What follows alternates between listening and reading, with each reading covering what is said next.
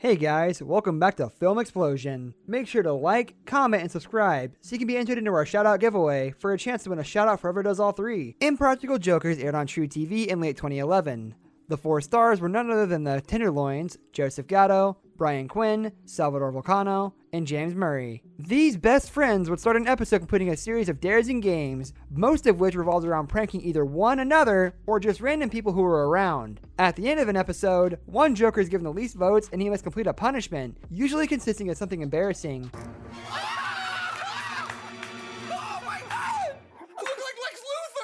Unfortunately, the days of Impractical Jokers ended, and here's why.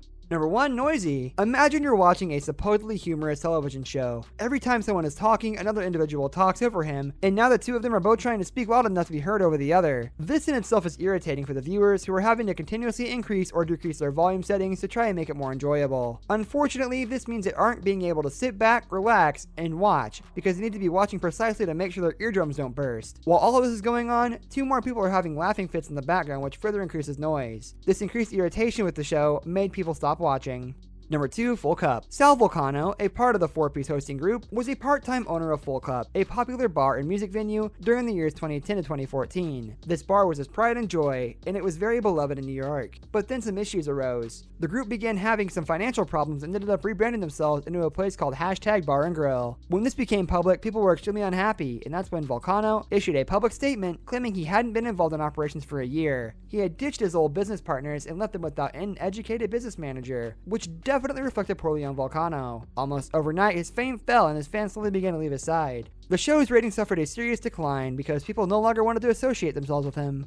Number 3, problematic jokes. In the year it was made, humor was different to what it is now. Back then, the word poop was enough to make people chuckle, but now it brought in a completely different response. The Joker's pranks were labeled disgusting by many, mostly because they incorporated fresh animal waste and other slimy and smelly substances. While the 4 friends were laughing during the jokes, people at home were cringing and hiding their eyes. The viewers were complaining that it was not amusing to watch someone accidentally eat, sit in, slip on, or feel up dog poop. So slowly, as the pranks got weirder, the fans left. To try to get back up there, the Jokers began a behind-the-scenes segment. Casey Joss was supposed to narrate and host it, but he's infamous for his lack of funniness. Some called this segment the worst in the entire history of the Impractical Jokers.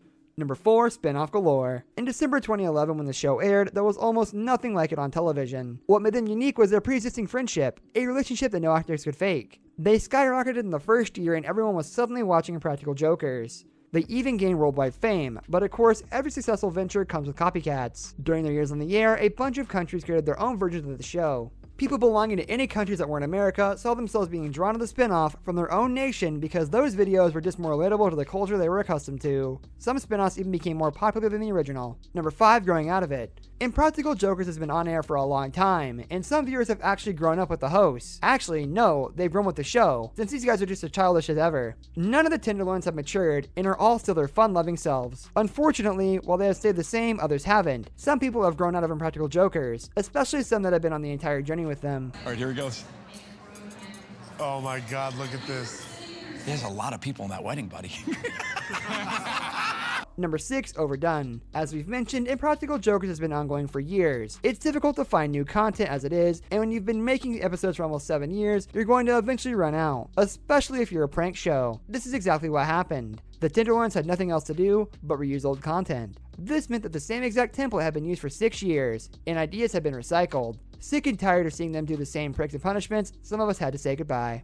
Number 7, difficult to film episodes. The show gained significant popularity, which made it hard to film. Since a lot of their jokes rested on the random people they'd meet on the streets, they were able to do most of them. They'd get recognized quite often. For a group who's already running out of ideas and then having to jump over another hurdle, maybe staying on air wasn't their best bet. How would they compete for thumbs up if they couldn't compete at all? This brings us to the end of our video. I hope you enjoyed it. Hit like if you did, and don't forget to subscribe to our channel so you don't miss out on any of our videos in the future. Also, watch the 2 videos that are on your screen because I'm sure you'll love them. With that, I'll see you in the next video.